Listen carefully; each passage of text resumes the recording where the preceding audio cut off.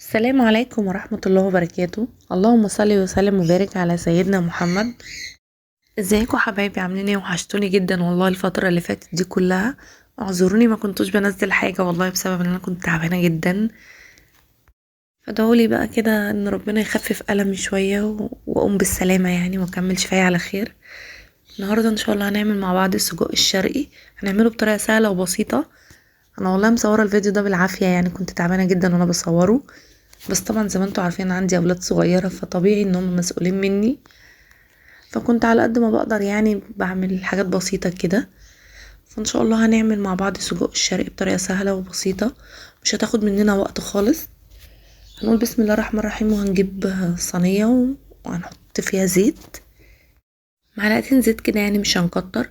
وانا كنت مقطعه قوطه، الكميه طبعا اللي انت عايزاها، هي طبعا بتبقى حلوه بالقوطه جدا. هفضل اقلب فيها لحد ما القوطه تنزل ميتها، يعني حوالي بتاع 3 4 دقايق كده. احلى حاجة في السجق ان هو اكلة سهلة وسريعة وما بتاخدش وقت مننا، يعني على طول في حوالي 5 6 دقايق بنكون عاملين احلى سجق. انا طبعا وانا بقلب كده اقول لكم على تكايه كده انا بعملها في السجق. انا السجق اما بجيبه ما بقطعوش على طول، لا انا بسلقه حوالي 5 دقايق على النار كده، ينزل بقى الدهون بتاعته وينزل اي حاجة فيه، وببتدي اقطعه بعد ما اسلقه. الخطوة دي بتفرق في طعم السجق جدا جدا كمان. انا هنا كنت مقطعه بصله، هبتدي انزل بيها. طبعا برضو انت بتحطي الكميات اللي انت محتاجاها. انا قطعت بصله مش كبيره، لان ولادي ما بيحبوش يشوفوا البصل في الاكل قوي. وهنا قطعت فلفل اخضر حامي. حابه تحطي رومي حطي، بس انا ما كانش عندي وما كانش متوفر عندي، فحطيت يعني اللي هو الحامي. وهنزل بس بكوبايه ميه صغيره بحيث ان الصلصه بتاعتي والبصل والفلفل كله ينزل بقى الميه بتاعته واخد منه صوص حلو. تمام. نزلت بقى بمعلقه فلفل مفروم انا عاملاه، ومعلقه توم، وهبتدي اقلب. وده السجق بتاعي انا طبعا زي ما قلت لكم سلقته نص سلقه كده، وقطعته بعد السلق، وهبتدي انزل بيه في الايه، في الحاجات بتاعتي اللي انا عملتها. طبعا انا بين كل حاجه بنزلها، يعني بين البصل بستنى اقلب شويه، بس انا طبعا مسرعه الفيديو. يعني بين كل حاجه بتحطيها بتستني حوالي 3 دقايق او دقيقتين تقلبي بس كده يتجانس مع اللي قبله.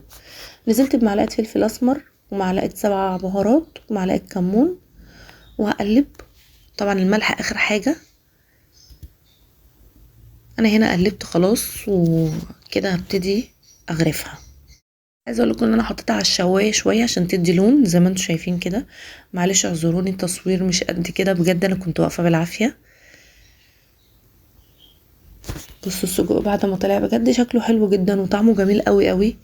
على قد ان انا كنت واقفه تعبانه ومش قادره، انا رجلي مكسوره يعني، فببقى واقفه تعبانه واقفه بالعافيه، يعني واقفه على رجل واحده. طبعا انا واقفه قلت اصوره بالمره لان انا يعني بقالي كتير ما نزلتش حاجه، بس كان لازم اقف عشان ولادي. طبعا عارفين داخلين على امتحانات ومش عايزه ان انا يعني اتك عليهم في حاجه وخليهم يقفوا يعملوا حاجه، لا انا خليتهم بصراحه يعني يذاكروا بقى الفتره دي، وقلت اخش انا بالراحه كده اعمل اي حاجه بسيطه.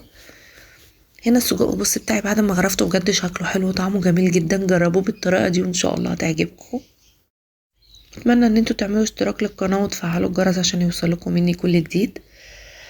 انا طبعا بقالي فتره كتير ما بنزلش حاجه، انا عارفه ان انا مقصره معاكم، بس اعذروني زي ما قلت لكم ان انا تعبانه، وانا والله ما يمنعنيش عنكم الا الشديد القوي.